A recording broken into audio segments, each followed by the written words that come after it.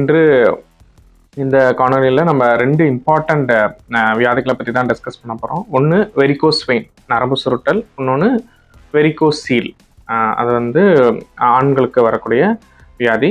இது ரெண்டுத்தை பற்றியும் பார்க்க போகிறோம். So first varicose vein. காமனாக நம்ம நரம்பு சுருண்டிருக்கு அப்படின்னு சொல்லுவாங்க. இது ரொம்ப ஒரு காமனான ப்ராப்ளம்.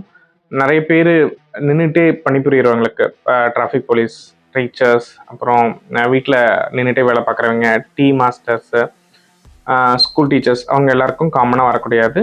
பெண்களுக்கு எஸ்பெஷலி ஆஃப்டர் டெலிவரி இது ரொம்ப காமனாக வரும். ஸோ இது எப்படி வருதுன்ட்டு இனிஷியலாக பார்ப்போம்.